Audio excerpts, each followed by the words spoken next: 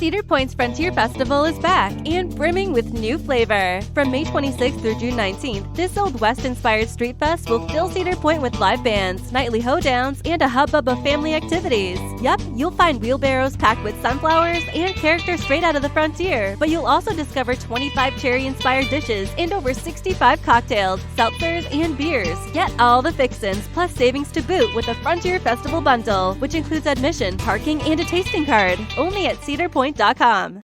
Your favorite band's about to play a sold-out show, and you definitely got tickets. And drinks. Now hurry and make it back to your spot. Past this person and that person. About 20 more. Ooh, watch out for feet. Hey. Just keep going.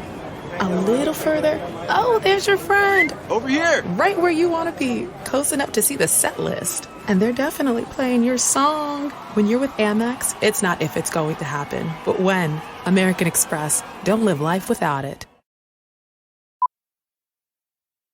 At Jiffy Lube, it's our job to keep you moving. With a full range of services from oil changes and tire rotations to filters, wipers, and more, we've got what your car needs right when you need it. So you're ready for whatever's next. Putting you in the driver's seat of car care? That's a job for Jiffy. Dad's Mr. Popular at the JCPenney Father's Day sale. From teas and tech to fragrance and fitness, find cool gifts for every kind of dad. Surprise him with an iTouch Active smartwatch, now $29.99. Score major savings with doorbusters like St. John's Bay Polos, just $7.99, and shorts, $16.99. Plus, shop extended store hours Friday and Saturday. Shopping is back. JCPenney. Offers valid on select styles through 6/19. Some exclusions apply. Doorbusters and smartwatch excluded from coupons. See store or jcp.com for details.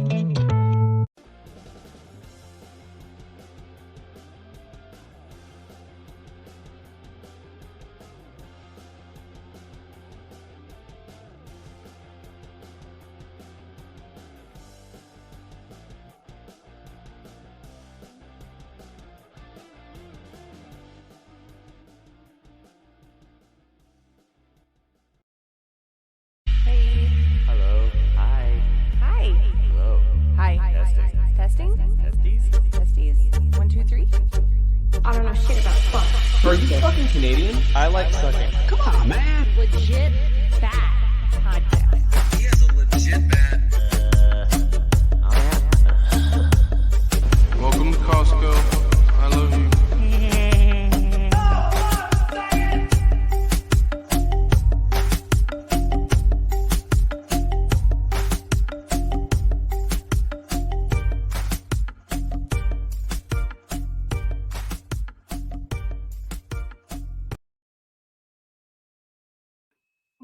There we go. Hello. All right. Piss. We got to start off with a piss on this one. We got some technical difficulties. Welcome to Legit Bat. And this is also a swap cast. I'm assuming people are going to be putting this out. So I'm not going to do our normal intro. It's just going to be whatever, and people can edit to their liking. But we do have some technical difficulties, but I'm going to bring in people one at a time here, and we'll let everybody introduce themselves. I'm Joe. Jen's with me. Ben is here as well. And in addition, we have Andre Mitty from Ascension of the Chessmen, Andy Rouse from the Deep Share, Lanny from Greener Pastures, Mark. Postures. Oh, Postures. I can't see from that far. Really small. Mark from My Family Thinks I'm Crazy, Kyle from the Big Dumb Podcast, Chris Matthew from Forbidden Knowledge News, and Ron and Buckley from the Wicked Planet Podcast. And if you hear a weird echo, that's Ron. We love you, Ron. Come on, man. Well, can you hear me without an echo now? Yeah, you sound great now, man. Okay. How do I sound? Do I sound good? Can you hear Buckley? Yeah, I can. I can't This see is working out. Yeah. All right. Buckley, Yeah, hold the phone. I'm gonna Go do landscape, something. brothers. Oh, there you You're go. welcome. I tell you what, StreamYards is always a freaking problem. That's a fact. I know. It seems to be. Shout out to StreamYard. Welcome.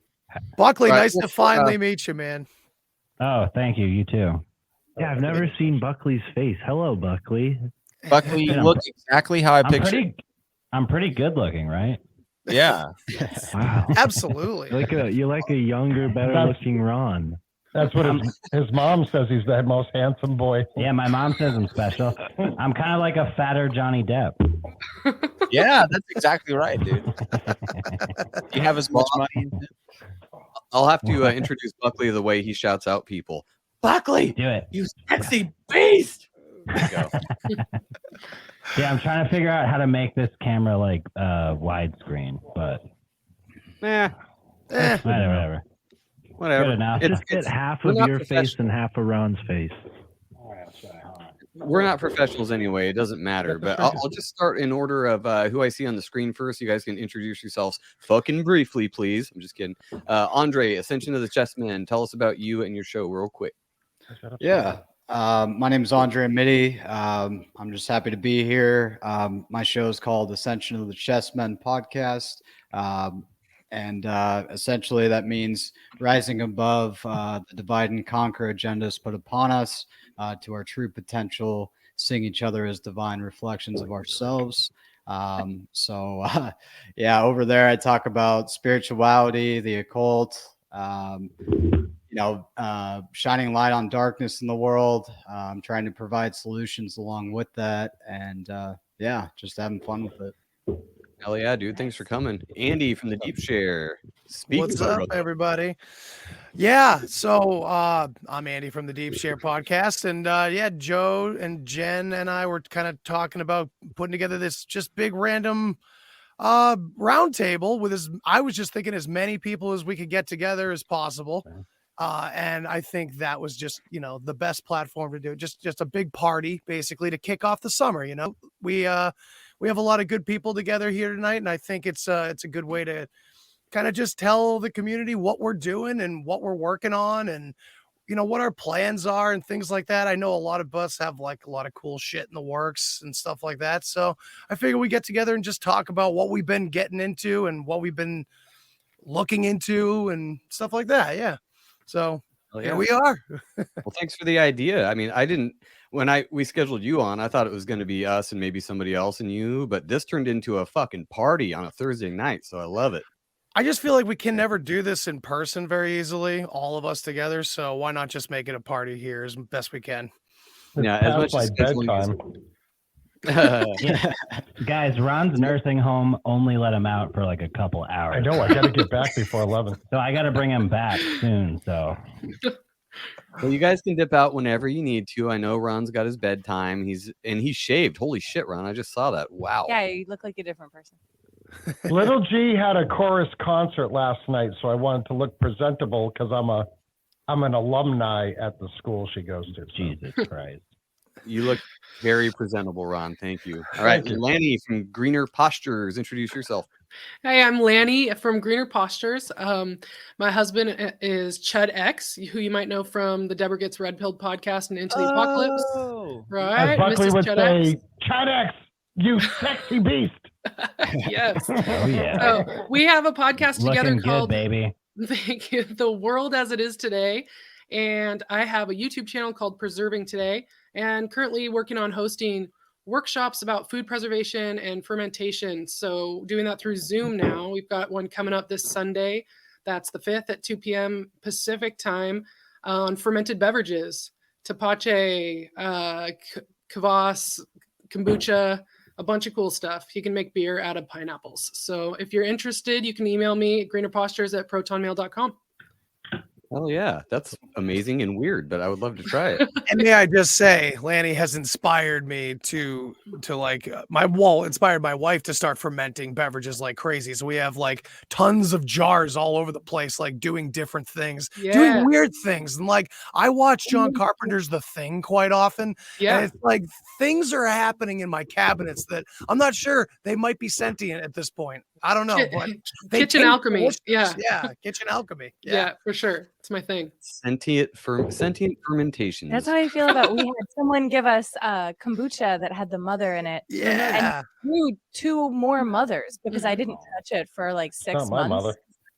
It was crazy. It has these like 3 floating discs in it now. They're definitely sentient at this point because it's still in them. Mark Steves, introduce yourself as if you need an introduction, my dude. Hello, my family thinks I'm crazy. True statement in the name of my podcast. Happy to be here.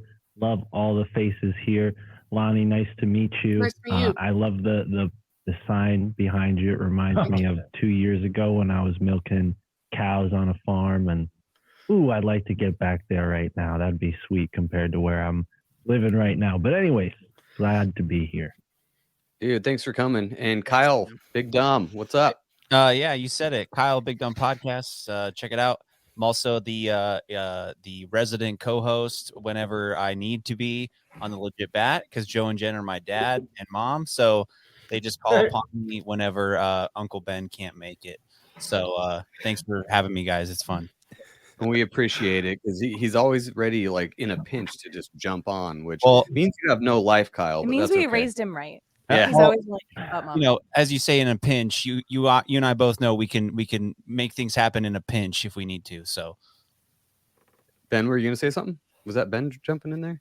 Oh, okay. Chris, what's up, buddy? Thanks for coming on again. We just talked to you Sunday. Yeah. Yes, it's great to be back. It's Chris Matthew with Forbidden Knowledge News.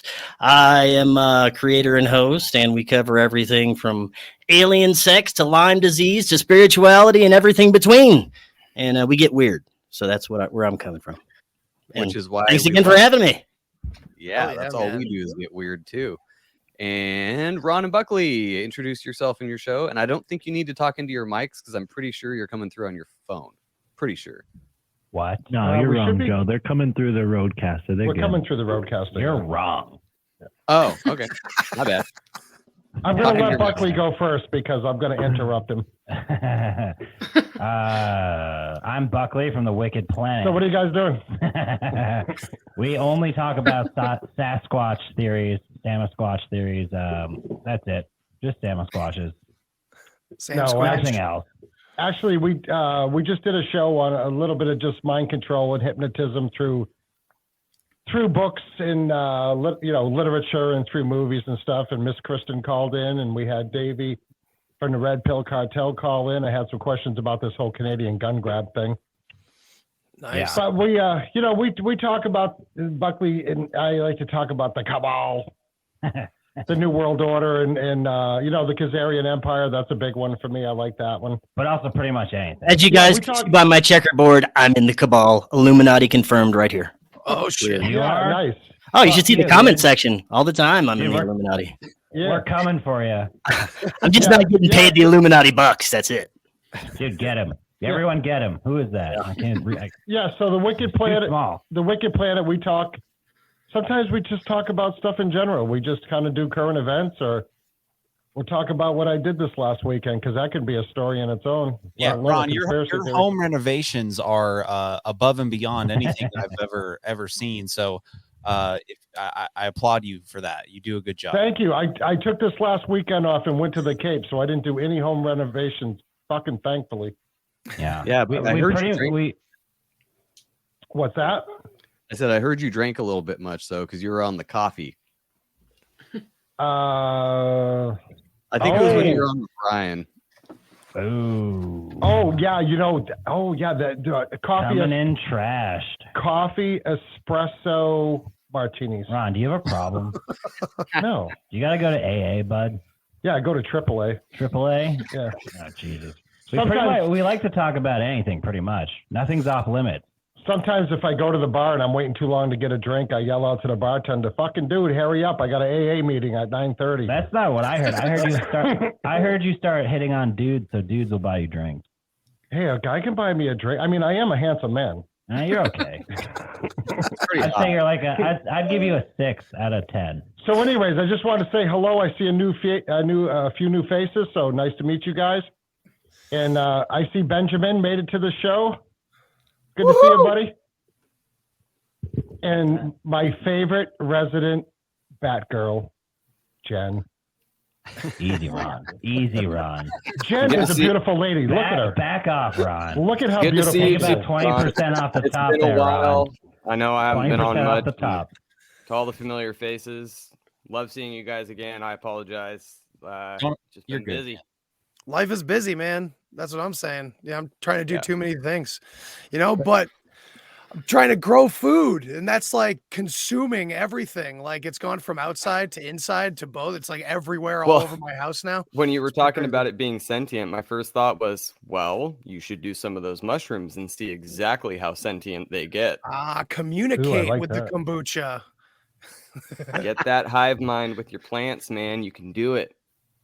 You know, gardening is not as easy as it looks, right? Fuck and no, I think it's that's not. something that a lot of people, when they get into it, they don't understand that. So, well, this my is wife and I, we have a garden every year. So when I see what you're doing, Andy, it's awesome. Your little garden looks awesome. Failure's important. You know, we've learned a lot of lessons in the short time that we've been doing this, but we're just like going crazy with it. We're like, all right, let's just see what we can do, how much we can pack into this little suburban property while we're stuck here, Oh yeah. Yeah, this is my first year doing a garden, and we did everything from seed, and we have like a 10 by 20 backyard, just enough room for the dogs to shit. But I don't know what it is. I think I've taken some lessons from you guys and from others.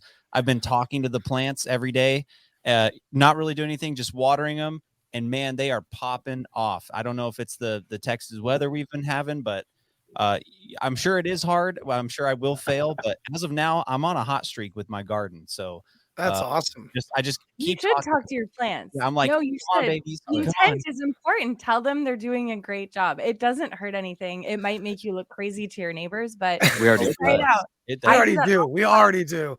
We are completely crazy. Yeah. There's actually studies that if you put a speaker out by your plants and you play soft classical music, they like that. Oh man. Yeah, I can attest to whenever I was growing mushrooms, that was a thing. I would talk to my magic mushrooms all the time, and the effects that they would have would be like so loving and warm, and I'd feel like I was, a part of the whole experience. I could feel the mycelia as I was experiencing each trip. So it's definitely a thing to, especially with, psychedelic plant medicines for sure. Yeah, man. I also heard they scream when you eat them. Yes, that's the best part, though. They're like, no, please don't kill me. Don't devour me. I think you're talking about your wife. Excuse me? You said they scream when you eat them. Ron, you don't. You keep my out of your mouth. Actually, she's not your wife. You goddamn heathen. Keep my wife out. Yeah. Keep my wife's name out your fucking mouth. Come on, this is a family show. Oh, is it? Oh yeah, somebody get that to their soundboard. Because I was gonna say you should try to maybe you do some hand stuff with those plants, see what happens. Maybe start a little relationship. Don't marijuana plants like it when you ruffle the leaves? In all seriousness, don't marijuana plants like that? Doesn't that stimulate growth?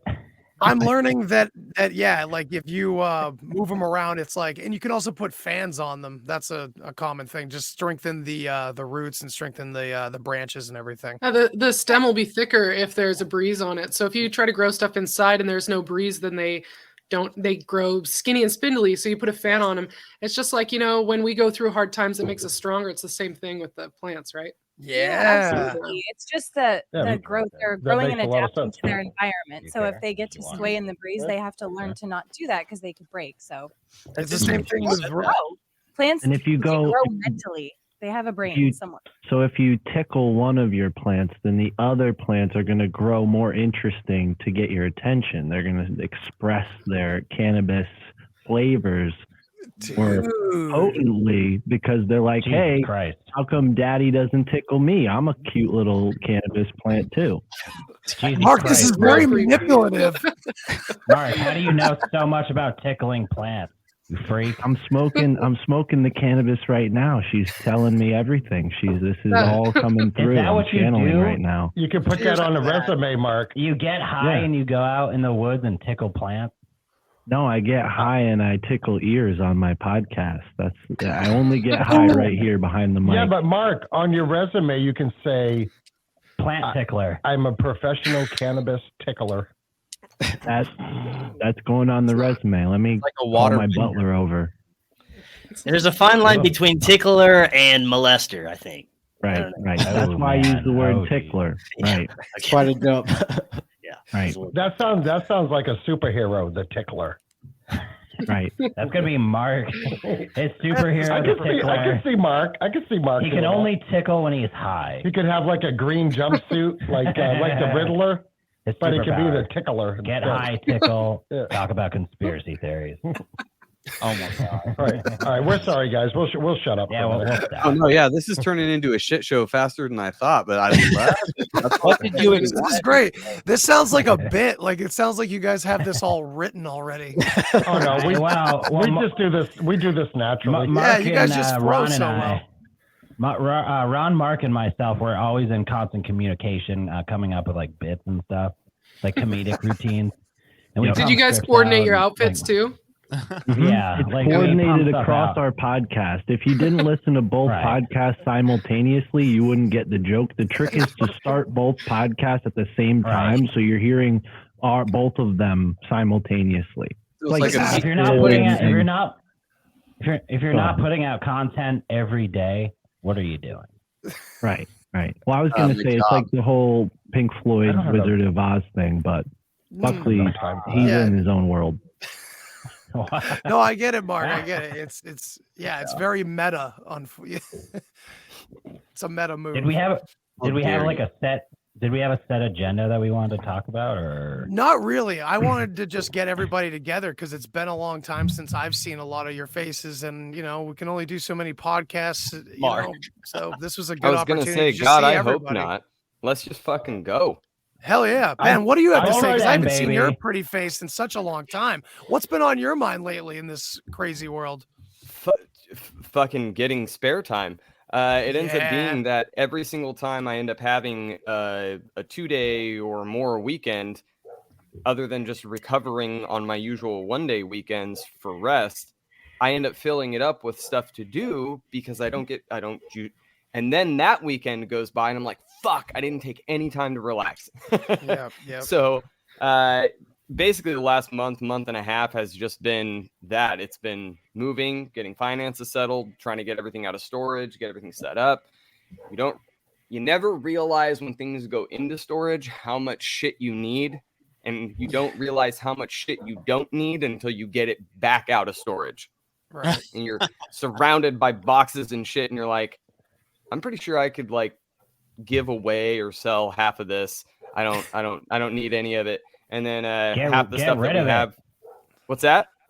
get the fuck rid of it if you don't use it? Well, I know That's what Ben's exactly going right. through. When Ben's packing for the move, you're like, okay, I'm just going to pack all this because, I need that. I'm a wicked hoarder. I need this Sharpie. Like, I probably only got 20 of these, right? Dude, the last time I moved, I got rid of like probably 60% of my shit. I filled up like 2 pickup trucks overflow with just That's shit I how got I rid am. of it. If Yeah, it's so good, just fucking throw it out. Just get rid of it if you're not using it. That they always have that. Move it and then get rid of it. That's pointless. Right. that? You should do it beforehand. And most of the time when there's a quick turnover, like there was with this, like we got really lucky to get the house that we got. We only had like 4 days to give our final answer on it. And virtually the next day it was, all right, start the 30-day notice. Well, 30 days should be enough. But the problem was we hadn't really gotten anything ready with the shit that we needed that was in the home and not in storage. Because me and Lene both had our own storage units. So that was all the shit that we didn't need, at least for the immediate. But all the immediate shit that we needed, we hadn't packed anything up because we didn't know with how the market is when one was going to be available or that we would actually get it. And so when we finally got it, it was like, oh shit, we have 30 days to fucking be out. And I'm working 60 hours a week. So for 3 weeks, it was truck and trailer on the weekends. And then every night it was stop by, load up the car with as much as you could go and head back down. And that was just this revolving door for like 2.5, 3 weeks. And now that's I feel bad for you, Ben. I know what that's. I've helped my mother-in-law move 5 times, and I don't know where all that shit comes from. But exactly. Yeah, and then you try to get as much done as possible. But if you're working all the time, and you're already beat when you come home, and then you got to do the whole, packing up everything. Yeah, it's stressful for sure. Well, yeah, but in this market, that's good. That's good. You got a cool place, and you like the place you got, so that's awesome. Thank you. And it ended up being, I ran it by several people, and they were like, "Yeah, you're pretty lucky that you got it." And we felt really blessed that we did. I felt bad not just because I didn't feel like I was really contributing, even taking carloads of stuff down, because Lene was doing by far the bulk of it while I was at work. and I would come back and things would be, gone or moved. And I'm like, oh, thank you so much, for everything that you did today. And she's like, shut the fuck up. You just got off 10 and a half hours of work. Go sit your ass down, eat some food, take a shower, and then go to bed. I'm like, that's it. All right. But then, that weird, like week-long phase where you can't take the shit that you need out of the old place, but you also can't use it at the new place quite yet. So there's like this, fuck, what do we do? Do we buy double and just kind of like try to go back and forth? So we had to set aside a weekend where it was like, no, we're going to get the beds down. We're going to get all the toiletries down. And we are now officially sleeping there. So once we did that, things started moving, and then we had some move-in issues. But outside of that, I mean, really not a lot, guys. Like Memorial Day weekend was great. We went over to Jen and Joe's a couple of times because it was, we live a quarter mile away from them now. And oh boy. Yeah. Oh boy. And that was great because it was the first time I had a 4-day weekend since I started this job. So it was really good to actually be able to relax, put some things up, feel like I wasn't rushed, catch up on sleep, spend some time with the family, this, that, and the other. But yeah, other than that, I really haven't had a lot going on. I'm interested to see, because of my lack of involvement, what all of you guys are doing, though. Andy, you popped the question. Wait, hold on, Ron. Well, sorry. Wait, Ron. I wanted to ask hold on. I wanted to ask Ben a question. Yeah. Okay. Ben, did your lady have her own place and you had your own place? For a little bit there. So when I moved back up to Reading after the divorce, when my kid's mom went on her second deployment, and there was that 6 months, I was kind of staying at my parents' house for the majority of that first 9 months, and then was going back and forth, slowly starting to move things over. And then by December of this last year, I moved in with Lene. And then it was just kind of, we had thought that it was going to be, we were going to move in when we got a house that I had been waiting for. But that house fell through. It was a fucking dump. And so then it was kind of like, all right, well, back to the drawing board. We need to have a bigger place before the summer when my kids come up for the summer. We ended up getting very lucky, and we were glad that we were patient. But in the moments and in those months of like 5 months, it was kind of nerve wracking. But we moved in officially together December. Nice. Right. My question was when my wife and I were together for a long time before we moved in with each other. Like way before we got married. Got to test drive the car before you buy it off the lot. My wife had her own townhouse, and so we had to move 2 houses worth of stuff into one house. Oh, that's when you realize how fucked you are. Oh my God, we're still getting rid of stuff, and we've been living together for 10 years now. So is that when you started to lose your hair? Yeah, the stress, man. Just being married stressful. Wait, I have a question for everyone. Where is everyone from? Massachusetts. Lincoln, Nebraska. Colorado. We're in Northwest Washington, almost Canada. Aren't you guys down the street from the Reality Czar, dude? Don't you guys live close to each other, or you live close to Adam? Well, Adam and Nate from Reality Czars live pretty close to each other in Northwest Oregon, and then Chud and I live in Northwest Washington. So we're about a 4-hour drive from Adam. Oh boy, okay. So yeah, he comes and visits. We're going to go visit him later this summer. So we're close, but still 4 hours. So I think Buckley knows where we live, but we're about 4 hours or so from Adam too. But so before this gets too convoluted, because there's a lot of fucking faces and there's lags and shit.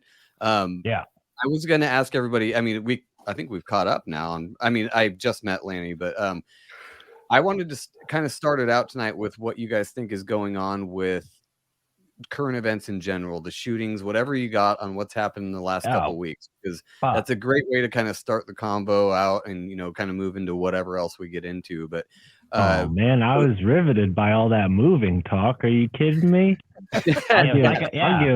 I'll give my thoughts. By the way, I felt I was moving with him. Well, yeah, I was there. Yeah. Well, to answer your question, Buckley, I'm in Connecticut, but you already knew that. And I Kyle, thought you were from California. No, I sound like it probably, but Kyle. I'm just joking, Mark. I'm joking. Kyle's from Kyle. What? Kyle. Where are you from? He asked everybody where they're from. Oh, I said it. I'm from Texas. Oh, I didn't hear you. I'm sorry. Well, my thoughts on the current events are pretty brief, so I'll go first. I purposely don't keep up with the news. There's a few barriers before current events get to my perspective.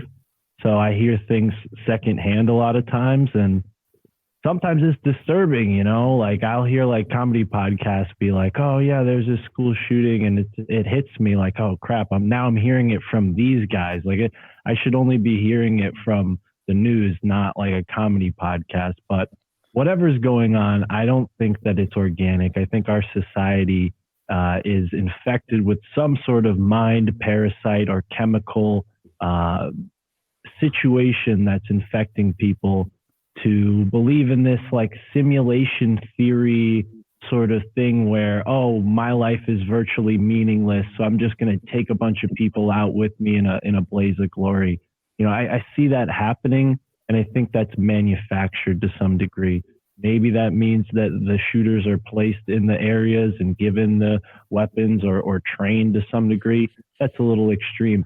What I'm saying is it's more that our society, it has a sickness right now, and this sickness expresses itself through this archetype of disenfranchised shooters and whatnot. And that's just specifically, you know, those stories. And I think it's not a coincidence that all of these, you know, shooters in the media have some sort of presence online, right? They're really trying to hammer in like, oh, there's these dangerous minds on the internet. So I think we all know, given what we're doing here in the podcasting community, what that might be about, right? Reining this in, because they see that the media is losing the mainstream to the alternative, which is us. You know, we're a small body of it, but we're a part of the alternative media community, and they're going to want to put these stories out there to cast doubt in the minds of the average sheeple. So be wary and behold the beauty that is the ever expanding now, because even though there's tragic, terrible things happening at this very moment on the planet, there are beautiful miracles simultaneously happening. So that's why I don't watch the news. No, I love it, Mark. Andre, we haven't heard much from you, so let's get some from you about what you think about the whole situation. I know you have kind of more of a spiritual outlook on it, and so does Mark, obviously, but let's hear what you have to think about that. Yeah, I agree with a lot of what Mark said. It really echoes Michael Hoffman's work, which you had him on recently. So that was awesome to see. His book is phenomenal. If anyone hasn't read it yet, it's called Secret Societies and Psychological Warfare. Read it last year, and holy shit, I mean, he was on to a lot way back then. I think it was written in the 90s, but yeah, I'm kind of like Mark, man. I kind of unplugged from the media at all areas if I can avoid it. I actually heard from an employer at work the other day, or the day it happened. Was it last week? But you know, the things I've been hearing, what was the big thing? They're already talking about demolishing the school, similar to the one in Connecticut, and you know, just a lot of fishy stuff. Like the guy had a brand new truck and the kid was like 19. Like, how does a kid have a brand new truck? I mean, just a lot of fishy things as usual. And I just try with any of these big mass shootings or, you know, emotional reactive events that happen that pulls in our energy. I try not to give my energy to it. I feel it's an energy trap, and you know, that's just robbing us of our livelihood and enjoying our day. And you know, when they toy with our emotions like that, that's when we're most easily manipulated, I feel. So those are my 2 cents for the time being. Love it. Yeah, it's part of the mass formation psychosis, I think.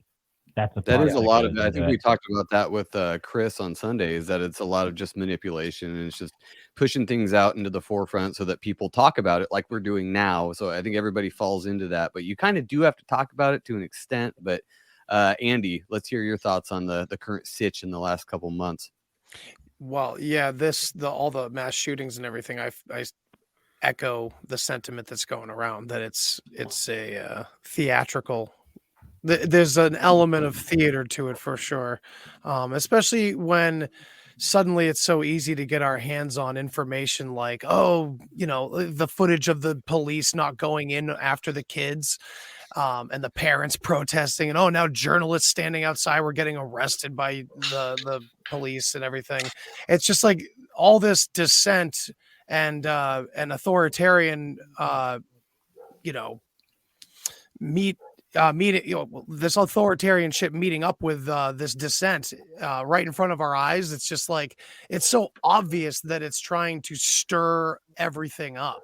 That's the whole point. And this gun thing is, I mean, that's part of it, but that's just always been going on.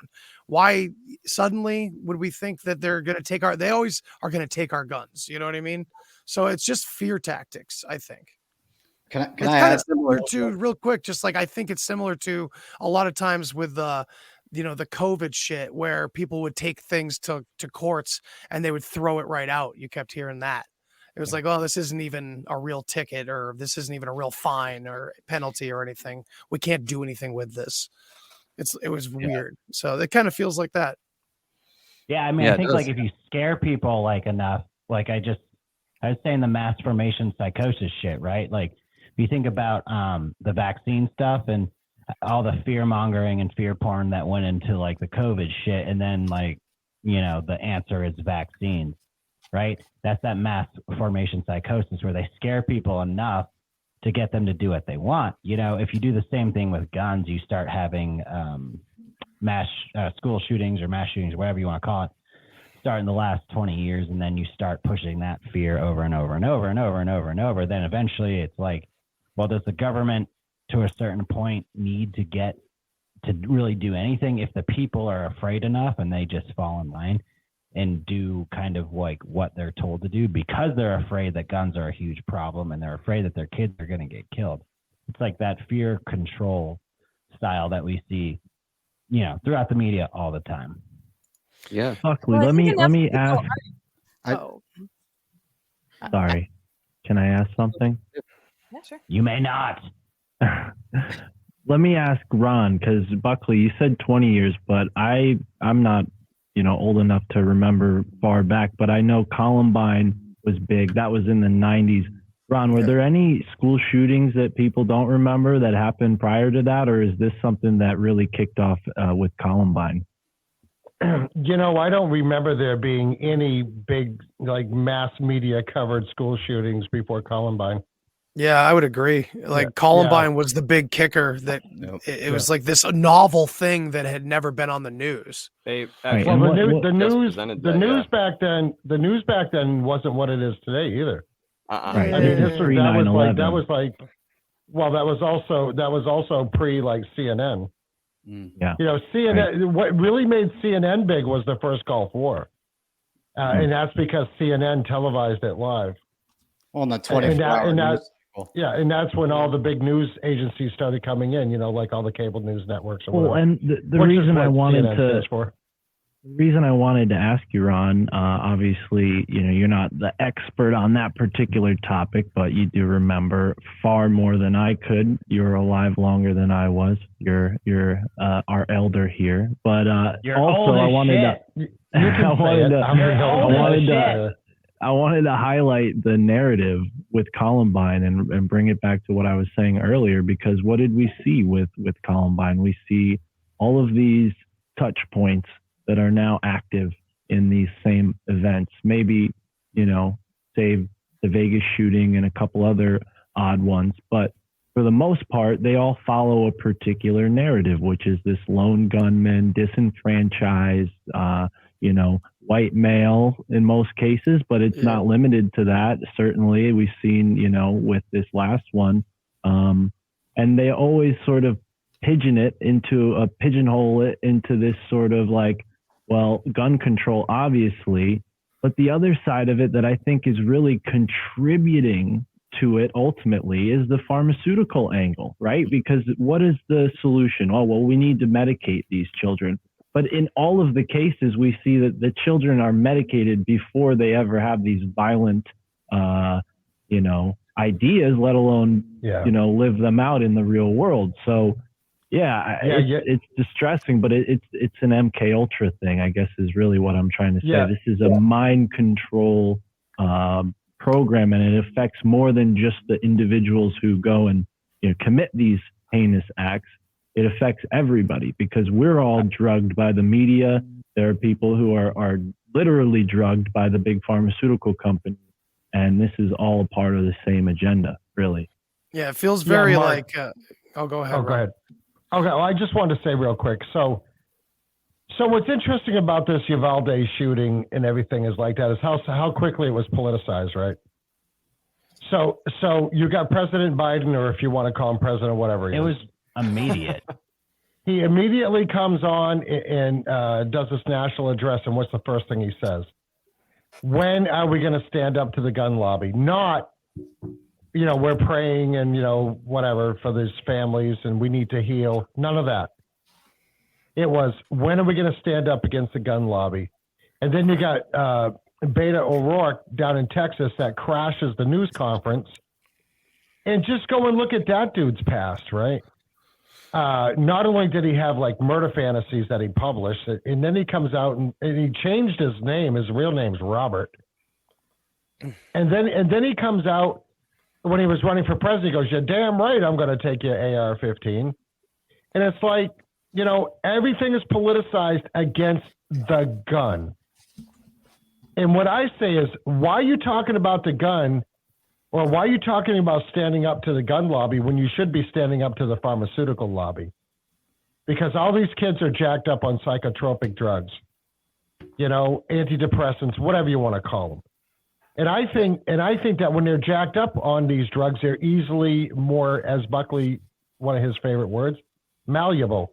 Oh yeah, and they can get these kids to do whatever. Now, there's no way that this kid had $9,000 to buy weapons.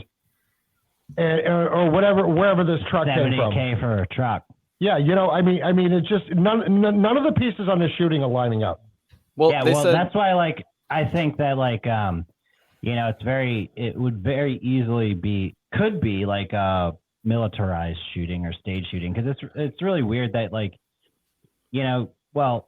in the mainstream narrative, you have the police standing outside not doing anything, and you have them not allowing parents to go in. You have all this fucking gear, 2 MRAs or M4s, a bunch of magazines, a bunch of the 5.56 rounds or whatever, $70K truck, that's a shit ton of money. Who's not saying it's being funded by some sort of militarized, whatever, Black Ops or Shadow Project, whatever you want to say. And then, it's, and then being basically attributed to an 18-year-old kid because they decide to go in, shoot up the place, don't let people in, and then put out some ID on some kid that's a loner in the school that, maybe has, he's from an impoverished family or he has mental issues. And then that's who they pin it on. I mean, I know that's pretty conspiratorial or whatever, but I mean, who's to say they're not doing that? We know that fits the narrative as well. We know that, they, as in who's ever in control, elites, deep state, whatever you want to say, have plenty of resources to do that. And I mean, as us, I don't know if there's one person from Texas on here tonight, but they're probably not from the town that the school's in. We're all getting this shit on our phones. Do you know what I mean? We're all learning about this stuff on the internet. So it's not like it's directly affecting our town or our community. So it's as far as what they say or what we're receiving through media, it's it could so easily be controlled and pushed in one direction or the other. But I disagree with that for this reason. One, it does affect our personal lives because when, like Ron said, it immediately gets politicized. Whatever change in whatever direction that they want immediately goes federal. It's everywhere. You can't escape it. Right. And when the other thing that directly affects our personal life, I meant the shooting itself isn't happening in our community. I thought you meant Do you know what I mean? So like if it was to happen in my town or like there was a riot in my town or something, then like, you know, I would probably see it most likely or see the effects versus like a town in Texas where a lot of the people or a lot of us that are learning about it and processing the information and diving into other realms of possibilities or conspiracy theories. That's just it. We're getting all the information from you know, all these other sources. Right. We're not actually directly affected by it, but I do agree that the post effect, you know, push the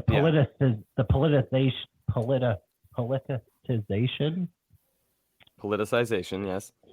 There you go. That's the word I'm looking for. To take guns away, and then you know Biden addressing Congress and all this shit. That is affecting us, and that's why I think it's even more because you know. People were talking about how during the beginning of the summer, school shootings or shootings would start to kind of fluctuate again and start to show up. And, you know, it's like that whole tiptoe to tyranny aspect that everyone likes to talk about. They're going to keep pressing down and gradually taking away gun laws as much as they can. Well, I would like to bring this back just a little bit and take away every reason that people could think of. We can blame MK Ultra, which honestly I can totally see happening, and I think that might or very well be infused ever since JFK or before. We've talked a lot with Mr. Corey Hughes from FKN about all of that. You can blame pharmaceuticals. You can blame a lot of things, but I would like to take it back for one more angle and say, what if none of those things are at hand, and it's just a really sick fuck that we should be putting the individual responsibility on who decided to go do something fucking terrible. So I would like to rebut that real quick though. Not because I disagree, but because there's too many points that were very convenient for the anti-gun narrative going on here, where all these shooters are using exactly an AR-15. There's the kid in Uvalde was carrying. I don't know if you guys mentioned this while I was taking a piss, but he's carrying thousands of dollars worth of fucking stuff and the truck and all that stuff. 9,000. The whole way that this went down, and he was 18. He just got those guns, and he seemed pretty fucking proficient with them for having them for however long he had them. None of it adds up. So it's not just one like, oh, he's a sick fuck, and he just happened to happen right after the Buffalo shooter, and then this black dude shoots up somebody. I don't remember what that story was, but like, there's too many points to look at to just say it was one sick fuck. You know? Well, no, in this case, I completely agree with that, Joe. I think that along like with Sandy Hook, I think that both of those are very there's way too many flaws in the story for it to be that. I'm saying just on a general level, because this has been something that has been slowly taken out of our society, is this individual responsibility. There's always something to blame. Obviously, like Ron said, their biggest thing is they want to blame the item. They want to blame the gun. But like I said, I agree with you on this case. I think that there is a setup. That's why I brought up the MK Ultra thing and saying I actually think that that's probably headed in that direction if it hasn't already full blown be there. But that personal responsibility of putting it on the person that did the heinous crime rather than trying to find something else to blame, I think that goes a lot deeper into our society on a huge level, because I think a lot of these guys know that they're going to get famous. They know that they're going to get something out of it. Yeah, I don't even disagree with you on that. I'm just saying that the timing is important too. And what happened right before the 2020 elections in this month, George Floyd, and there's a big old thing about police and all this stuff. And then we had before basically midterms. Nothing as far as we know until right before midterms in May, June. True. And then on top of that, it's a race thing. They turned the Buffalo thing into a race thing. And it was that's a whole different fucking story to even talk about his manifesto and all that shit. But there's too many like timing issues and the agenda that's being pushed like right to the forefront, right in your face. And the other thing about the police and the Uvalde thing is that now it's turning people against the police again, because they had a stand down order apparently where they just stood outside with their dicks in their hands for 90 minutes or whatever. So now it's turning people even like us, like, what the fuck are these police doing? Why didn't they go in there? What was the theme in 2020 in June? They're trying to turn us pro police people against the police. So yeah, it's just more division. Well, yeah. I'd also like to hear what Jen was going to say.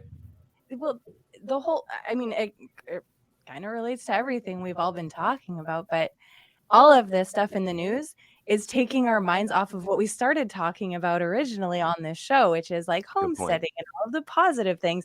So no, and this conversation's fine, it's no big deal, but if you want to put your energy into talking about what happened, that's what they want. And so releasing the little details about how the cops were stuck outside and the parents were trying to go in, and that's only released for people like us to take. They know we're going to get hung up on I it. knew it. Exactly. Hey, look. Yeah, you're right. Like, right into the it's all about this fucking.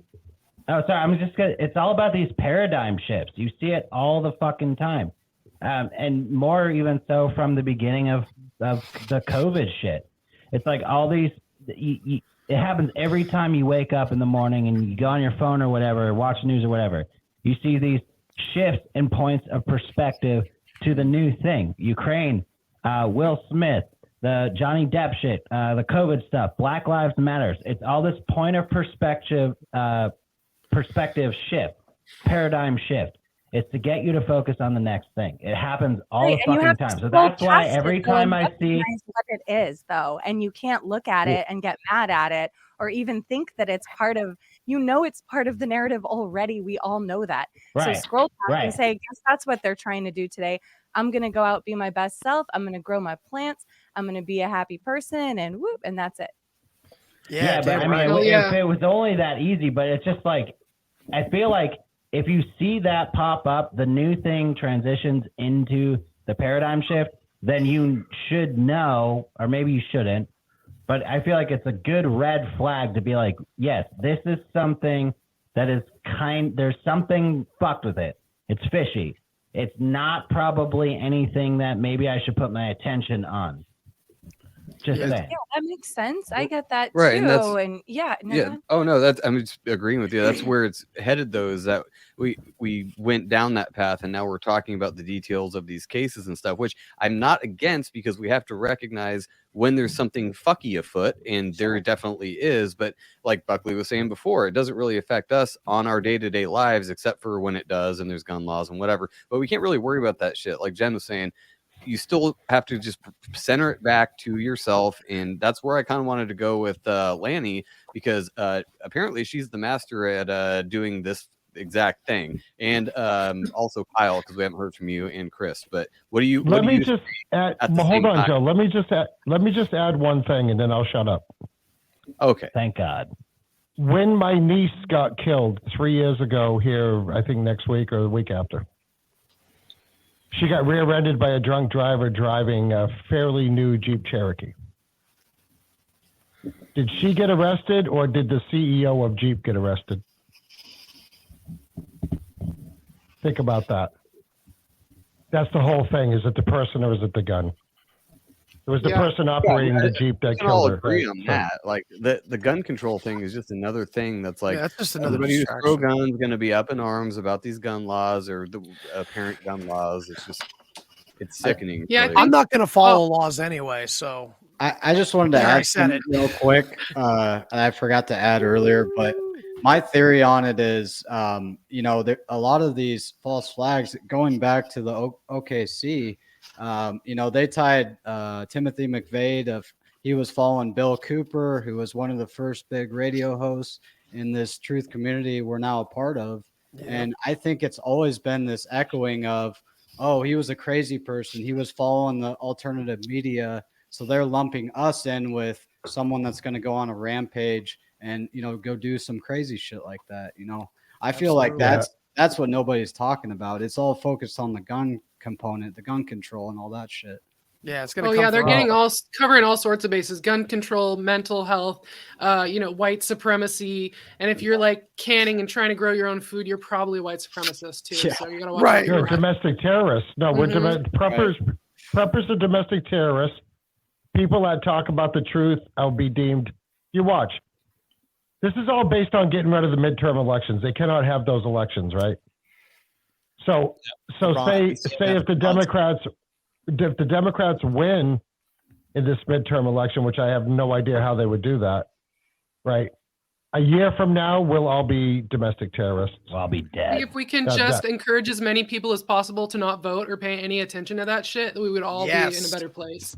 So please don't vote. Yeah, but they can Do your fabricate part. that shit regardless. Even if everybody doesn't vote, they can still They're gonna fabricate do what they're gonna media do what and be they're like, gonna do. Look, this is the result. And it's like, So well, no then one voted, what do we do like on a daily basis? You know, I don't have a smartphone, so I've chosen not to get a smartphone so I don't get notifications, right?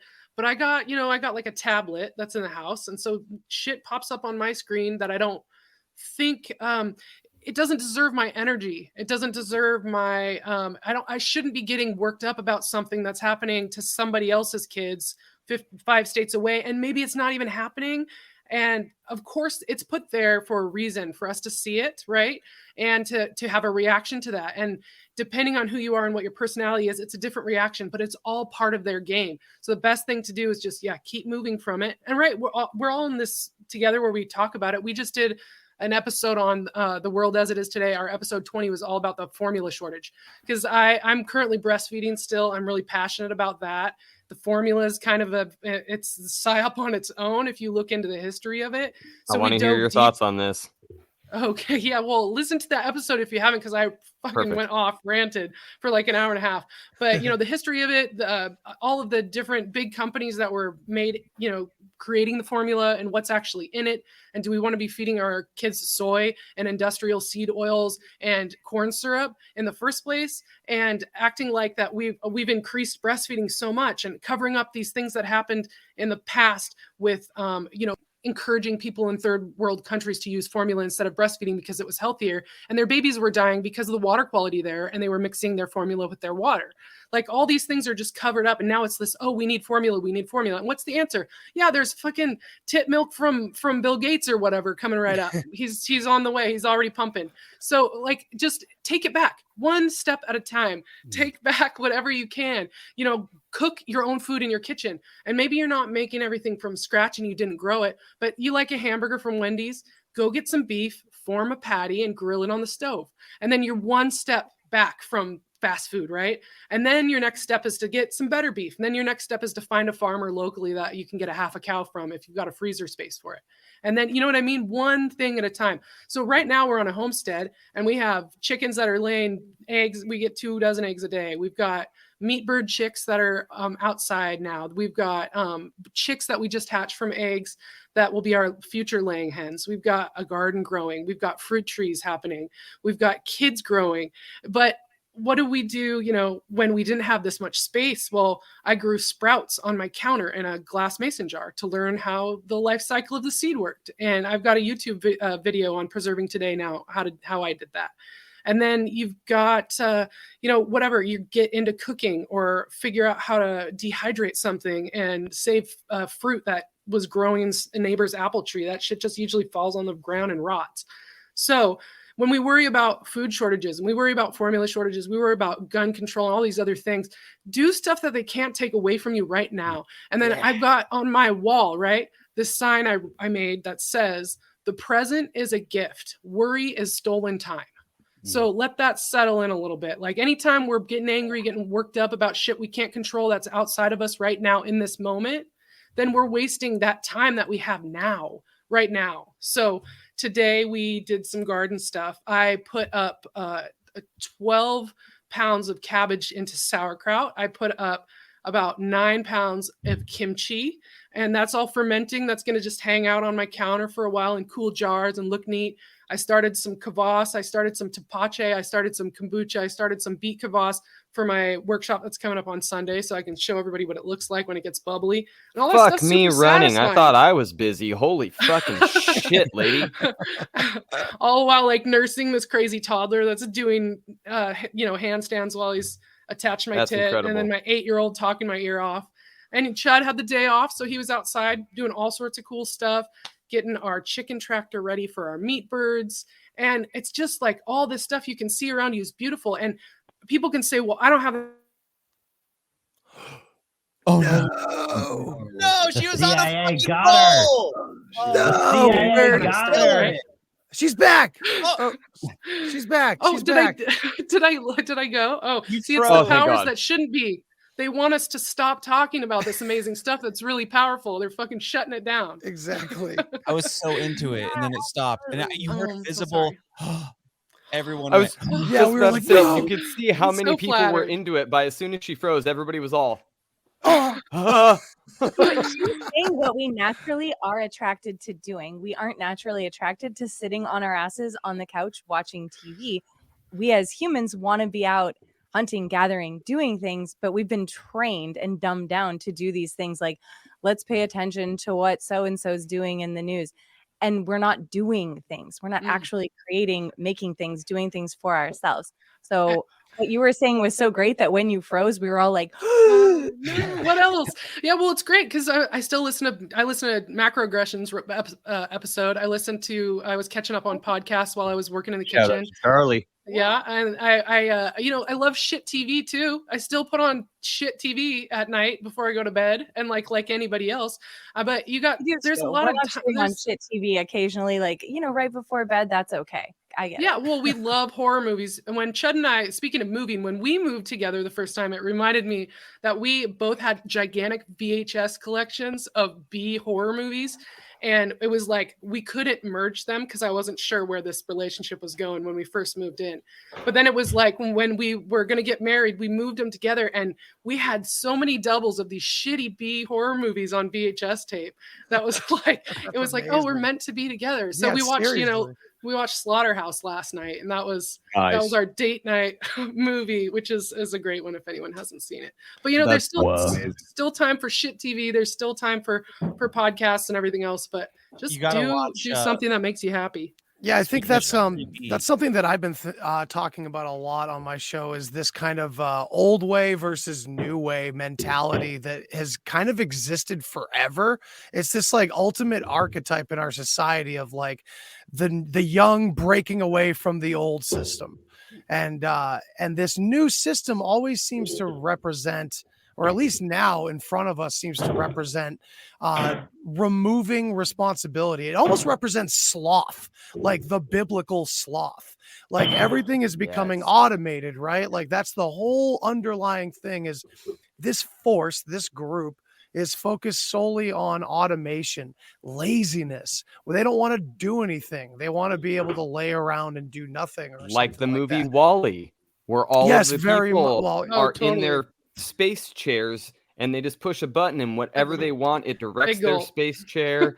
And then at the very end, they all get dumped out because of everything getting turned off and they're crawling because they haven't even learned how to fucking walk. And it's like, that's exactly where we're going right now.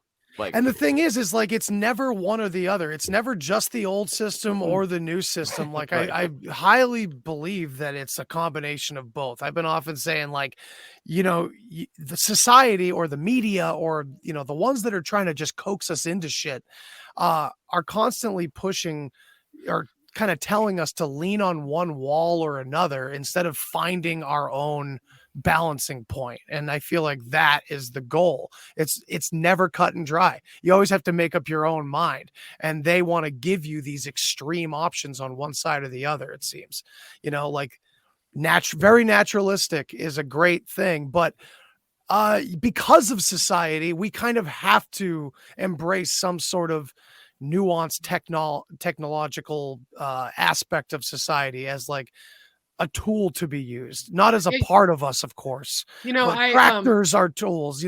Everything is a tool. Everything can be technology.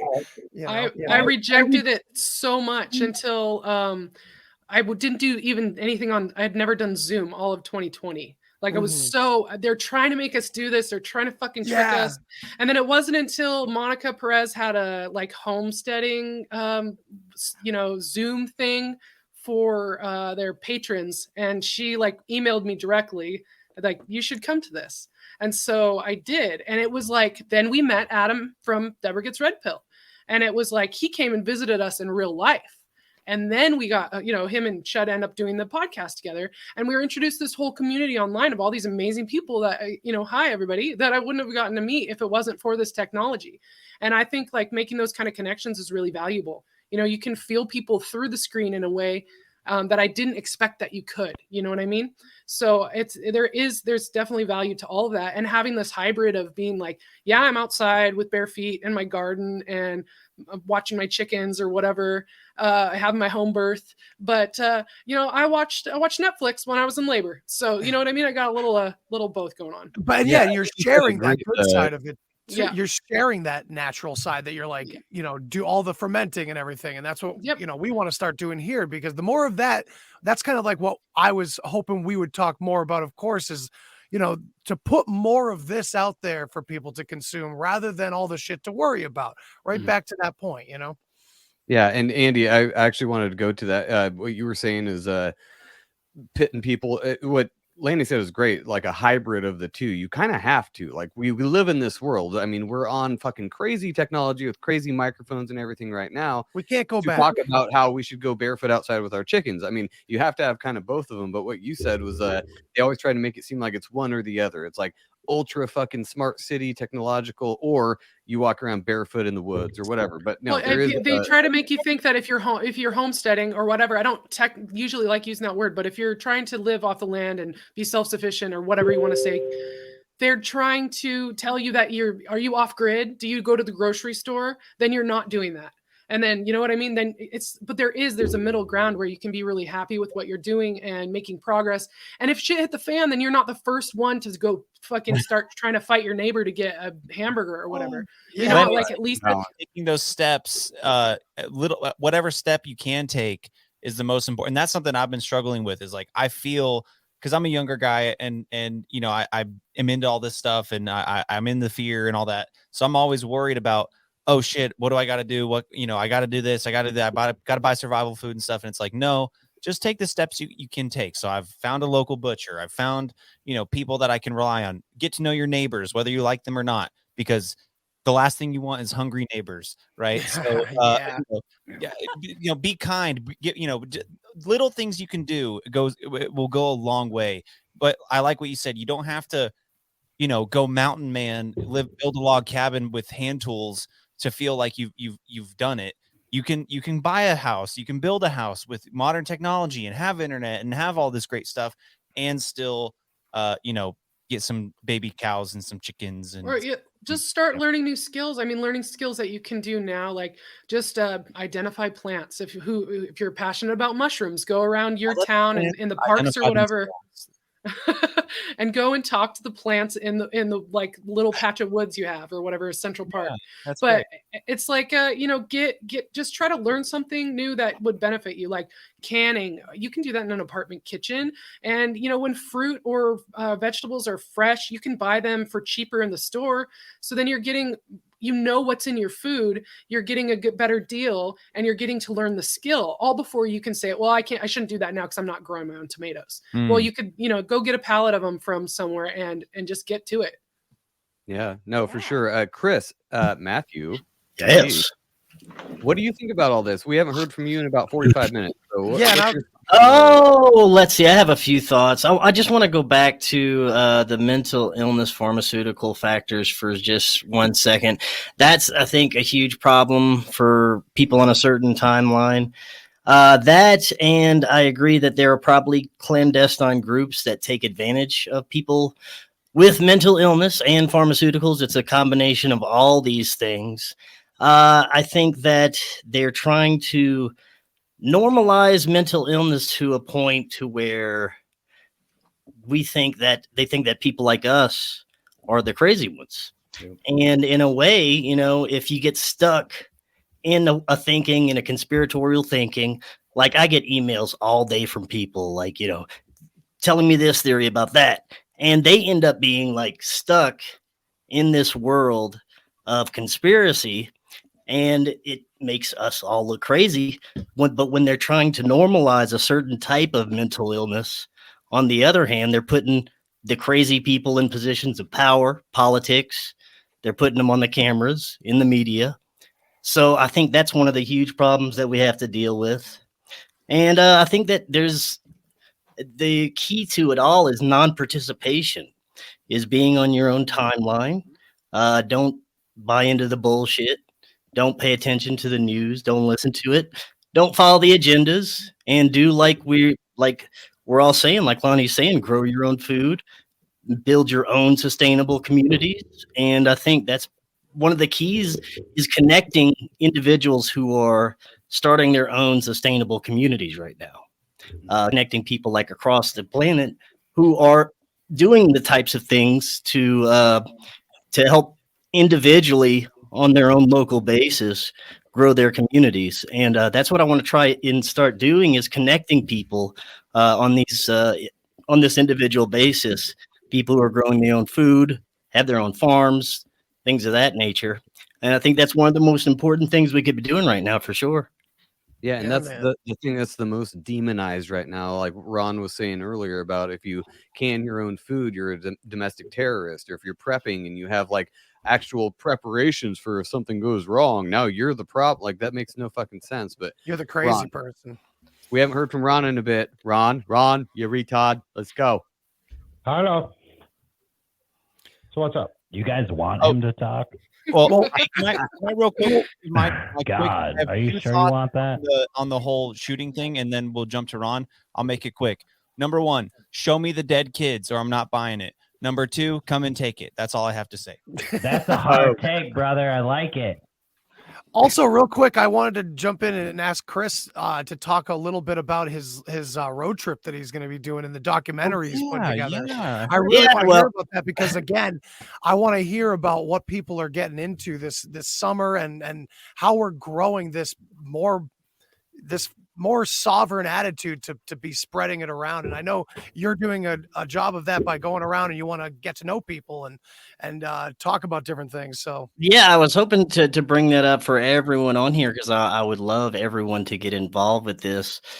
Speaking of going on your own timelines, I think a huge part of surviving the era we're in is to take advantage of your own talents and creativity, and bring everything that you've always wanted to do to the forefront right now as an individual, and be the best person you can be. Because I think we're all put here for a specific reason. We're all put here to do to bring our talents out, and to be happy doing it. And that's one of the big things I've learned, is whatever I'm doing, I have to be happy doing it. I have to enjoy it, and it flourishes. The universe kind of helps me out. If I take a few steps forward, it takes the next few steps for me. And it seems to be a perpetual cycle of, positive energy out and then back.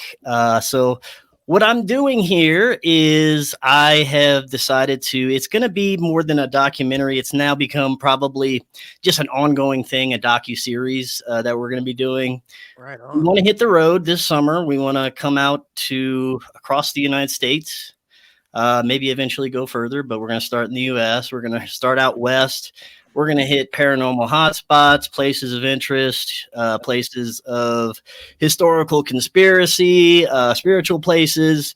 And we're going to stop and visit as many people like you, podcasters, people I've interviewed over the years. And we're going to cover as many of the topics that I've covered over the year, which is very vast, from paranormal, ufology, spirituality, conspiracies, ancient history. I mean, we got it all. We've already got some pretty great people lined up that want to be a part of this.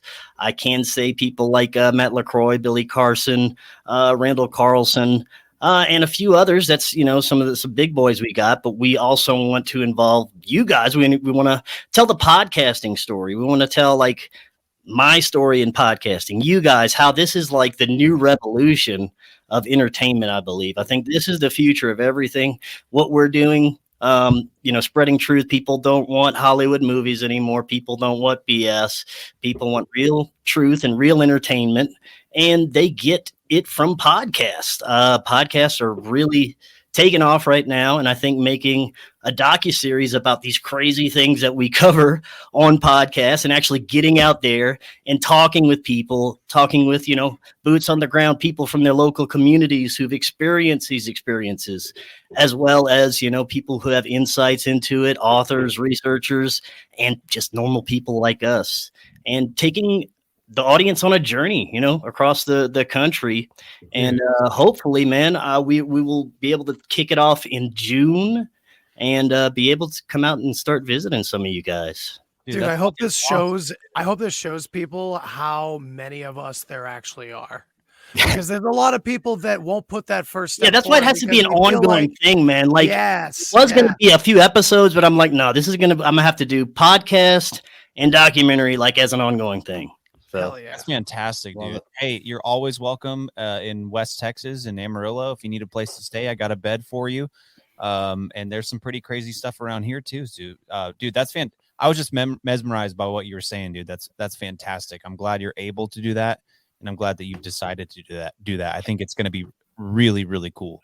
And yeah, I mean, we are asking for a little help along the way. If the audience wants to help and support, we have a website they can go to. We're asking for donations. You can go to supportfkn.com, but it is mainly self-funded. You know, I'm going to be doing it whether we get donations or not. I'm going to be hitting the road and paying that ridiculous fucking gas money right now. So yeah, we could use a little help, but yeah, we're going to do it no matter what. Hell yeah. And I would think, Buckley and Ron and Mark would echo this, that, New England, you're more than welcome to come up and visit us crazy fucks up in the cold north. Oh yeah. We're going everywhere. Real quick, guys. Our land. I got to head out. You could be here for a year and not see all the paranormal shit. I know, I heard. Bye, I will talk to all you guys later. Love you. Bye, Ben. Love your faces. And we're also taking suggestions for locations to visit as well. We've got plenty of stuff listed out already. So if you guys want to suggest anything, email me forbiddenknowledgenews@gmail.com if you want to become a part of the production. Also, you should look into Lone Star Paranormal in Texas. Yeah, that's Buckley's brother. My brother does my brother does a bunch of paranormal investigations and a bunch of fucked up Lone Star Paranormal research. So cool. Yeah, hit him up on Instagram or something if you're going through Texas. He's out of Austin. So hit him up. They do a bunch of. He's not in Texas. What? If he's in Austin, he's not in Texas. No, he's in a little bubble that exists currently in Texas or something. Or has. Well, he does a bunch of crazy. He does a bunch of crazy investigations. So nice. I don't know. Check him out. Yeah, if you want. He's legit too. That's what I like. I feel like I've heard of Lone Star Paranormal. So Lone Star on the Wicked Planet. It's Lone Star beer. You're mixed up.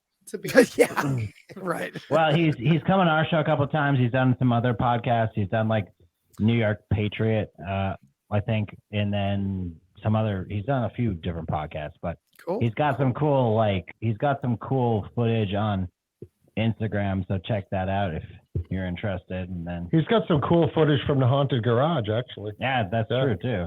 And he gets a lot of audio shit too. Voices and if anyone can supply an actual alien to make love to, we're all in on that too. Hey, I can dress up. Oh, alien sex is going to be a big part of it. Ron. I think I've done that actually. Make love to Ron. I think that's illegal in Nevada. You better be careful which state you do that in. Hey, and talk to Ronnie Dawson. I've had him. He's had sex with a few aliens, so he's the guy to talk to about that. Okay.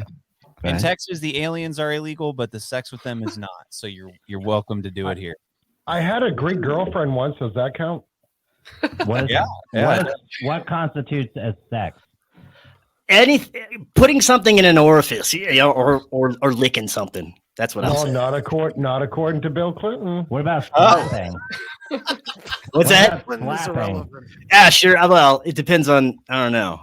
I think they did not have sex with that woman, Monica Lewinsky, but she did suck me off. Hey, what about slapping? Like a probe or an alien dong or something? It's got to be penetrating, I think. Well, hey, Andy, let me ask you before we get into butt stuff real quick. I saw where it was going very quickly. Andy, what are you doing this summer, brother? I'm growing as much food as possible, and not just food. I'm trying to grow my own cannabis too, because I'm sick of fucking paying for it, and I want to try to share it with as many people. And if shit goes wrong, I want to be able to have that too. Great, you know what I mean? The dispensaries, all those people, that's the weird part, because I'm a stoner that's a lot of us are, but embedded in a very liberal situation when it comes to cannabis. the social norms and everything. Like it's a very liberal movement that for years, like I look back at like Facebook memories. I'm like, here I am, like quoting normal.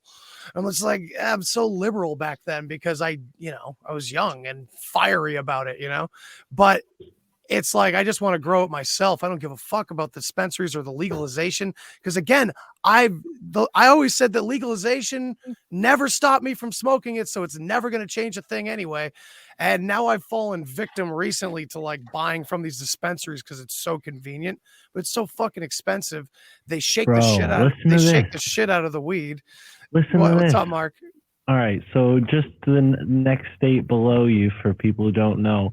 So now, since Connecticut has legal weed, all of the guys from New York City who sell like weed out of bodegas have bought up these like out of business weed shops, fill them with crappy bongs. And then when you go in to buy like a pack of, I buy blunt wraps a lot. You go in to buy a pack of blunt wraps, they're pulling out plastic bags of plastic jars like, buddy, which weed do you want? Buddy, try this one.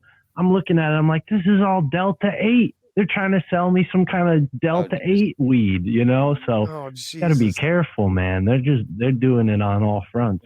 Dude, we even have Delta 8 here in Texas. And I mean, I can't smoke the good shit as much as I would like to or used to be able to. Delta 8's okay, though. It's not too bad. If you just want a little, if you're a hardcore stoner, it's not going to do it for you. Yeah, so I've got 3 successful plants growing right now. They're beautiful, and I'm doing my best to. Did you do them from seed, Andy, or yes, clones? Dude, the process of weeding out the females and males is such a shitty process. Dude, it really was. It was creepy. It was like I'm not sure what's what, and I had to get a friend in on it, and I sent him a picture, and he was like, I'm gonna have to come see that in person. I'm like, okay. You got called sexist, and yeah. So Joe always supposed to kill our male plants because we have 5 pot plants growing in the crack between our pool and our house that are volunteers right now, and they're huge. Oh shit! And they're growing deep inside of the crack that collects the water from the pool runoff. So they're doing great. They're outdoor, I guess. Whatever. You call them volunteers? That's awesome.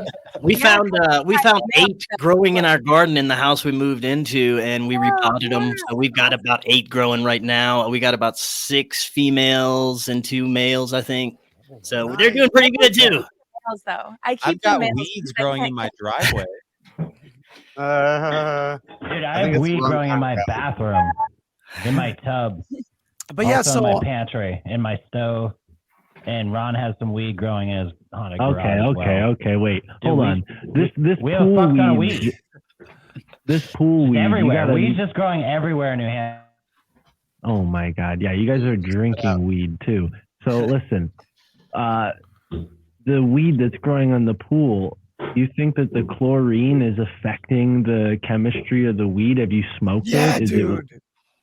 So no, so this is brand new. So they're little plants. So they're probably 2 feet tall, and they're not in the pool. They're about 10 feet away from the pool, but they're growing in a crack in the drain runoff. So when people splash, I thought you meant they were pulling water from the pool. They could. I actually don't know where the roots are. I mean, I guess they could be if they're that big, but no, they're growing in our patio. Basically, they're not even in dirt. They're growing in the patio, like in a crack in the patio next to the pool. Yeah. It's like dandelions in a crack in the cement. Yeah, hardy cement. So we pulled all of the weeds and then found these, and I couldn't pull them out. I'm like, well, let's see where this goes. We'll leave these. We've done 0 with them. That's the funny thing, is that they're doing better than the plants we take care of in the pots. Well, there's a sprinkler head right next to them for the grass, so they get watered every morning too. It's great.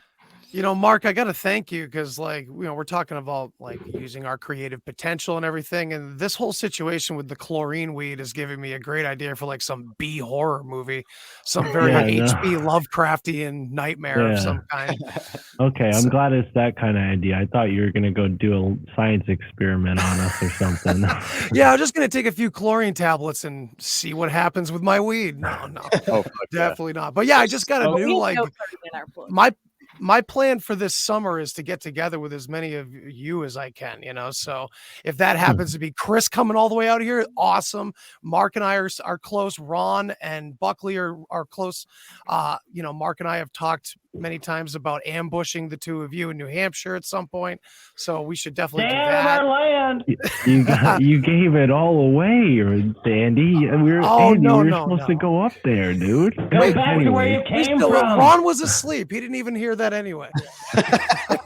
My whole family I lives tried- in Massachusetts, so next time I come visit my family, I'm visiting all you fuckers. Hell yeah. Hell yeah. That's I, right. I tried to get Andy up to the house. What was it, last weekend, Andy? Weekend Yeah, it was just before? a crazy. Yeah, I went up and saw Freddie Silva with my wife. It was really cool. He gave a presentation on ancient Scotland and stuff, and I had him on the podcast like a week before that. So I was like, "Hi again, it's me." He's like really busy shuffling up, but yeah, we were up there just all day long, But wanted to get out and see you, but we'll do that soon for sure. We had one hell of a party that day. You didn't Well, invite Andy, me. we met you halfway last time, and Chris. Why Actually, you we never came invite to me? Chris. Next So you guys need to come out to California. I know it sucks out here, but come out here sometime. Why don't We'll we show you a all good time. meet in the middle in Texas? There you go. That's not the middle. yeah. That's not the Okay, middle. Joe? We need to meet at the Cahokia Mounds in the middle of the country, okay? Yeah. And by the way, you guys are underestimating the feat that it is to cross the Hudson River. It's really, it hurts my heart every time I have to give the government of New York money to cross their stupid bridge named after Cuomo of all people. Screw that guy. So yeah, it's hard $15 for us one to get way. over there. That's why you got to take the Verrazano. Doesn't cost anything to go across the Verrazano bridge. Well, Ron, you're around way longer than me, so you got to tell me that kind of stuff off the air. Off the air. You got it. Not on the air. I'll tell you what, the Hudson River is a big river. He's basically telling you to shut up, Ron. Oh, sorry, Mark. I'm telling you to shut up now. Don't tell him. Joe, Don't tell him things on the air. Joe can mute my mic now. You should mute both our mics. Just do it. No, Just kill us. I'm not telling anybody to Get us shut out up. But this is kind of a swapcast thing too. I'm just kind of like doing stuff because it's on my channel. But anybody else have anything else they want to get into? It's open floor. Somebody raised their hand. Kyle just raised his hand. Well, all right, going once for Kyle. Let's go. Right? Yeah, me. So, just real quick, I'll say my plans for this summer. I'm getting married this summer. Woo! And then hopefully we'll have growing this community, making things happen. So hopefully there'll be a little Kyle within the next year. Hopefully, if I can make it happen. I don't know what my whole I've been drinking fluoride water forever and all this stuff. So hopefully I can make it happen. One thing to remember is that the biggest birth control there is wedding cake. Is the vaccine. Oh, wedding cake. Wedding cake is a huge birth control pill. Oh. Well, we got a good cake. So, but anyway, that's all. I would love to travel this summer. I'd love to come see you all, but I'm gonna be fucking busy dealing with this shit, and I'm excited. But the goalie, huh? Congratulations! Yes, Kyle. Man. Congratulations. When you are all, of course, invited, if you can make it. You know what I mean? So, all my friends. I would love to do that. That'd be great. My friends aren't my friends in real life. Can't even come to the. Well, they can. They don't want to come to the wedding because gas is too expensive. And I'm like, okay, you pussies. Well, I still have to go. So meet me halfway. You say your parents? Dude, I spent $400 on fuel just going to the Cape. And you back. said your parents didn't want to come to your wedding because of the price of gas? Oh, well, Friends, they're kind of paying for it, so. Chad and I sent out invitations that said you're not invited to our wedding. They were just announcements because we didn't want anyone to come. So nice. That's a smarter idea. And then we just met at a bar. Yeah, we just met at a bar and had people crash this bar, and then that was it. That's fantastic. I told her months ago, let's just go to the courthouse and get this shit over with. And then we can have a party later. And she's like, no. So romantic. I want a big wedding. And I'm like, okay. Whatever. Weddings are fun. They're fun. That's exactly what Joe and I did. We went to the courthouse and got married and just had a party a year and a half later. And we pretended we were getting married to all of our family. They had no idea that we were already. Yeah, exactly. And look how happy you two are together. You know what I mean? Yeah, that's great. My wife and I rented a whole bar. Nice. What's that bar, Buckley, that's in Bicentennial Square that's across from Tio's? Tandy's? No. Oh, the Nooch? No. Something brew house? Bars. Do you guys True Brew. Yeah, so we rented this bar, this pub called True Brew. Barista. and which is a really cool place. And I just rented the whole place for the day. It's not there anymore. Yeah, well, that's too bad. But we had a huge party. We got married in the bar by a justice of the peace friend of mine. And then we went across the square to the Mexican restaurant. And Hermanos? No, Tio's. Oh. And then we ate and drank until we all got shut off. So that was a good So party. we did have like a small ceremony in my grandma's backyard, and with just like family and our witnesses there. And true story, Chud walked up to people. They would, congratulate him and give him a hug. And every time he would get a hug, he would whisper in their ear, "Call the police." And then you just hear people start laughing like he was being held against his will to sign the paperwork. But it all worked out. Oh my gosh. Can I bring it somewhere dark? Can we place bets on when the dollar's going to crash and we're going to descend into madness, into Mad Max land? Dude, yes. If anyone bets? How much? Are we betting US already dollars crashed? or are we betting bullets? Are we betting 2030? Late September. It's already Yeah, we crashed. Well, I'm talking, You all missed it. It was like a couple years ago it crashed. What are you talking about? until it's realizably worthless and we descend into madness. Yeah, Dude, so yeah. we're gonna. What are we betting in? Dollars? I got like $2 I could throw in them here, but $20 on the Celtics. let's just say The Celtics aren't going to win. street cred we could throw in there. Yeah, that's $20 that wedding doesn't go through. Dude, who are you fucking telling, dude?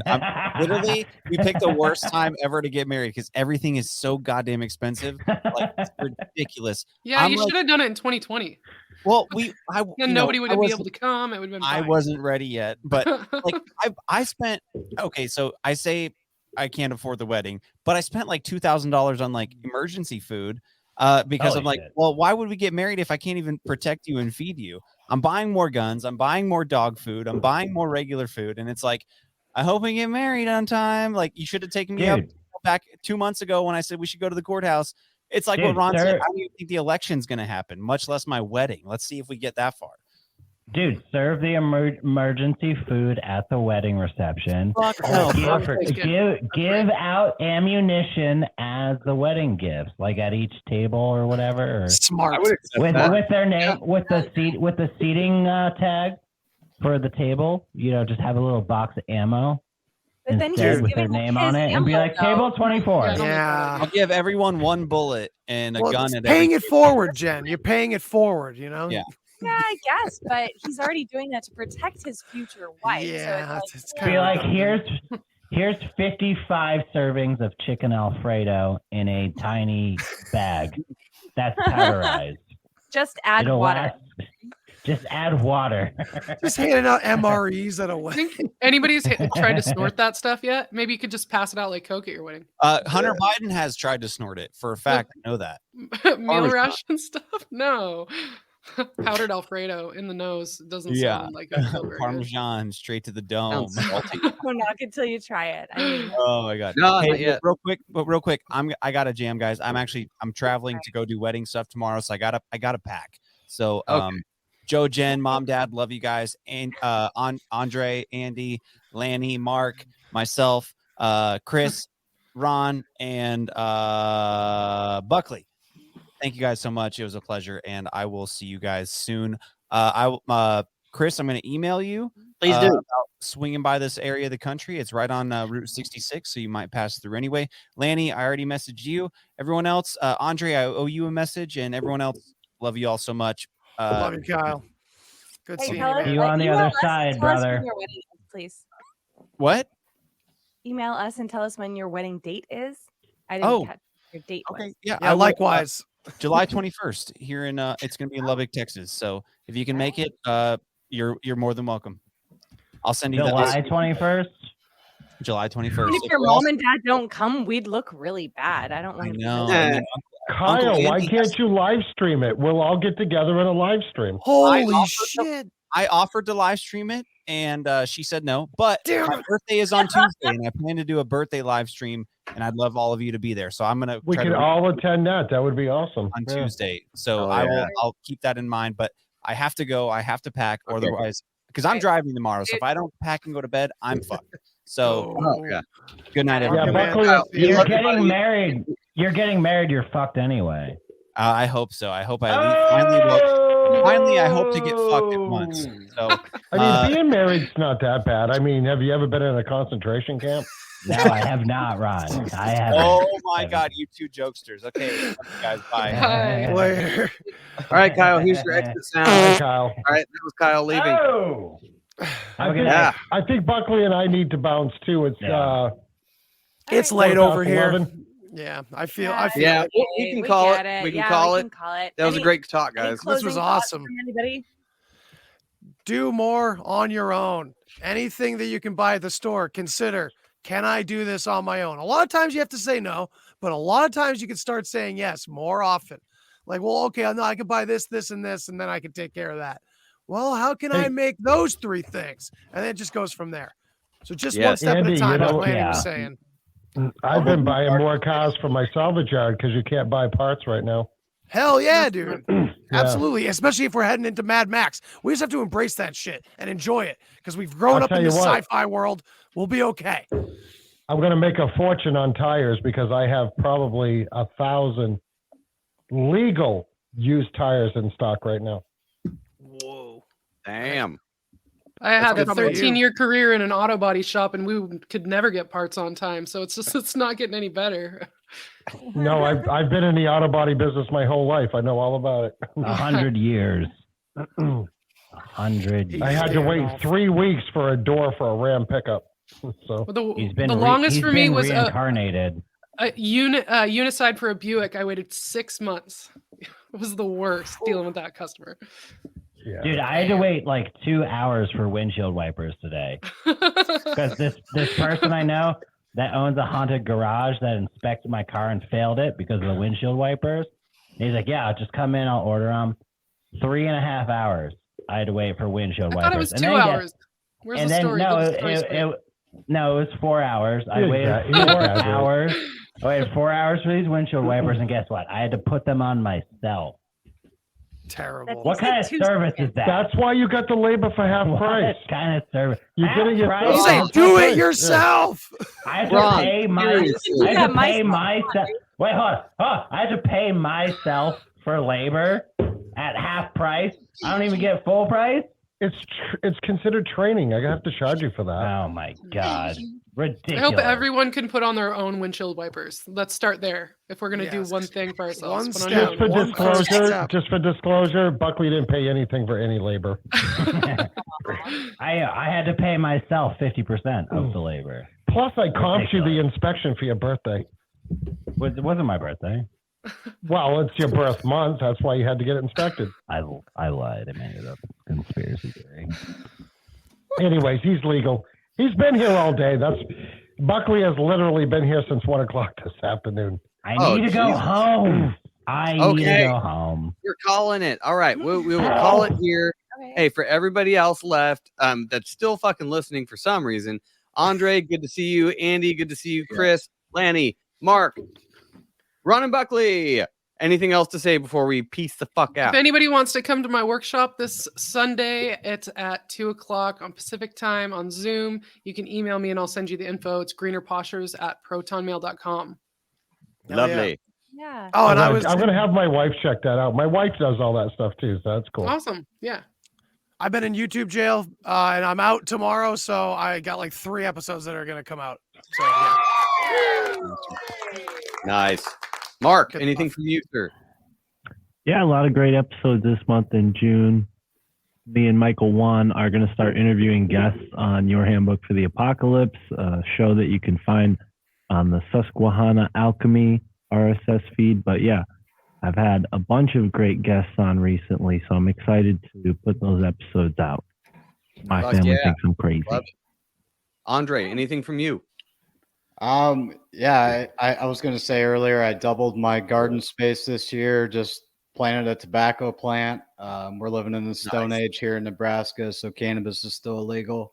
But like Kyle said, we got the Delta 8 shit here, and that's actually what I do for a living. So I got to sell the hemp products. I guess it's better than nothing, I guess. But just got a promotion at work, and living the dream Nice. to get to pursue my passion with cannabis. So I'm just grateful with that. Love it. The podcast Awesome, is man. going awesome too. Been reaching out to a lot of local people, which has been cool to bring on some local guests as well as people from around the country like you guys. So it's just been awesome. And thanks again for having me, guys. Dude, of course. Great to see Absolutely. you, We'll send you Andre. some of our pool pot when we harvest it. Yeah, we'll send you Check our it out. chlorine yeah. pot. And, Chris, And the mutants will ensue. Oh yeah. and Chris, you got Yeah. anything else? What we go? Yeah. If you just want to get involved in any way with the Forbidden Documentary, email me forbiddenknowledgenews@gmail.com. And we are offering badass packages for advertising for businesses. So if you're a business and you want to advertise with Forbidden Knowledge News, email me. And that's about it. Love it. Dude, thanks everybody. We appreciate you all coming on and spending all this time hanging out to our gibberish. And thanks to the live audience and, of course, the audio listeners. We love you all. Woo! Love you all. Yeah. This was awesome. All Thanks. right. All right, guys. Have a good night. Yeah, thanks for having us on. Thank you. Good night. Your favorite band's about to play a sold-out show. You got in. Over here. With a friend. And found a spot close enough to see the set list. They're definitely playing your song. When you're with Amex, it's not if it's going to happen, but when. American Express. Don't live life without it. Dad's Mr. Popular at the JCPenney Father's Day sale. From teas and tech to fragrance and fitness, find cool gifts for every kind of dad. Surprise him with an iTouch Active smartwatch, now $29.99. Score major savings with doorbusters like St. John's Bay Polos, just $7.99, and shorts, $16.99. Plus, shop extended store hours Friday and Saturday. Shopping is back. JCPenney. Offers valid on select styles through 6/19. Some exclusions apply. Doorbusters and smartwatch excluded from coupons. See store or jcp.com for details.